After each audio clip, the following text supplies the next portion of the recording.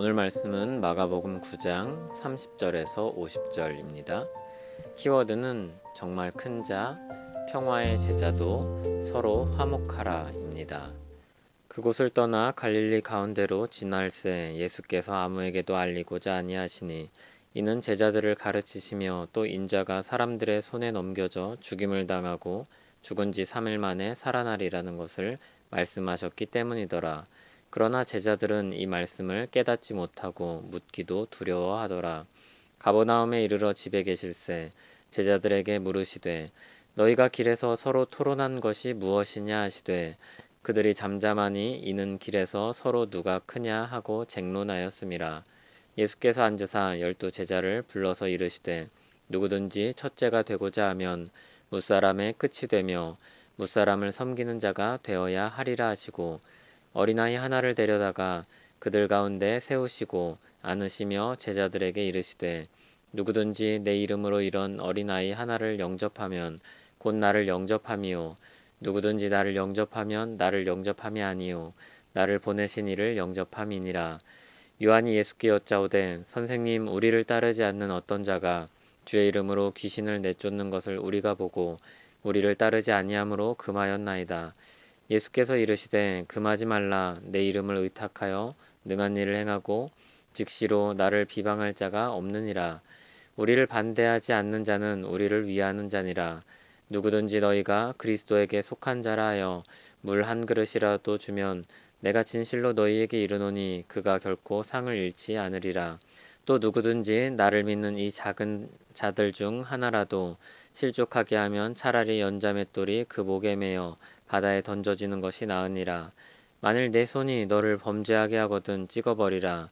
장애인으로 영생에 들어가는 것이 두 손을 가지고 지옥 곧 꺼지지 않는 불에 들어가는 것보다 나으니라. 만일 내 발이 너를 범죄하게 하거든 찍어버리라. 다리 저는 자로 영생에 들어가는 것이 두 발을 가지고 지옥에 던져지는 것보다 나으니라. 만일 내 눈이 너를 범죄하게 하거든 빼버리라. 한 눈으로 하나님의 나라에 들어가는 것이 두 눈을 가지고 지옥에 던져지는 것보다 나으니라. 거기에서는 구더기도 죽지 않고 불도 꺼지지 아니하느니라. 사람마다 불로써 소금 치듯 함을 받으리라. 소금은 좋은 것이로되 만일 소금이 그 맛을 잃으면 무엇으로 이를 짜게 하리요. 너희 속에 소금을 두고 서로 화목하라 하시니라. 아멘. 예수님이 두 번째로 고난당할 것을 말씀하십니다. 사람들의 손에 넘겨져 죽임을 당하고 3일 만에 살아날 것을 말씀하셨습니다. 제자들은 무슨 말씀인지 깨닫지 못했고 묻기도 두려워했습니다. 그들의 관심과는 너무나도 동떨어진 가르침이었습니다. 제자들은 길에서 서로 누가 크냐며 논쟁하였었습니다. 예수님은 무엇을 그렇게 치열하게 이야기했느냐고 물으십니다. 제자들은 그때 아무 말도 하지 못했습니다. 예수님은 12제자를 불러 천국에서 정말로 누가 큰 자인지 가르치십니다. 하나님이 인정하시는 제자가 누구인지 말씀하십니다. 하나님 나라에서 첫째가 되는 사람은 다른 사람을 섬기는 사람입니다. 예수님은 한 어린아이를 안으시며 말씀하십니다. 이런 어린아이 하나를 영접하는 것이 예수님을 영접하는 것과 같고 하나님을 영접하는 것과 같다고 말씀합니다. 그것이 하나님이 가장 바라시고 기뻐하시는 일이기 때문입니다. 섬기는 삶이야말로 하나님 나라에서 가장 인정받는 모습입니다. 그러나 누가 크냐고 논쟁하던 제자들은 욕심의 눈이 어두워 예수님의 가르침을 잘 깨닫지 못했습니다. 요한이 예수님께 여쭙습니다. 어떤 사람이 예수님의 이름으로 귀신을 내쫓는데 예수님을 따르는 자신들과 함께하지 않는다고 하여서 그를 금했다고 합니다. 그러나 예수님은 그 사람도 예수의 이름으로 행하는 사람이라면 인정해야 한다고 말씀합니다. 제자들의 불만은 무엇이었을까요? 제자들은 자신이 중심이 되고 싶었습니다. 그 사람 역시도 자기 무리에 속하길 바랐습니다. 예수님을 따르는가, 그를 의지하는가, 그것보다 자기 무리에 속했는가, 그렇지 않은가, 이것이 그들의 관심이었습니다. 제자들은 자신도 모르게 당짓는 일을 하고 있었습니다. 예수님은 더욱 강조하여 말합니다. 예수님을 믿는 작은 자들 중 하나라도 실족하게 하지 말라고 강력하게 말씀합니다.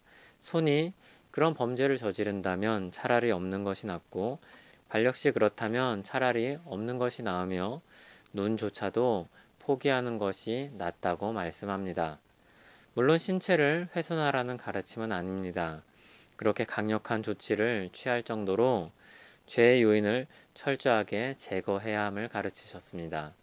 그 중에서도 믿는 작은 자를 실족하게 하는 죄는 철저하게 잘라버려야 한다고 말씀합니다. 언뜻 보기에 이 가르침들은 연관성이 없는 것 같아 보일 수 있습니다.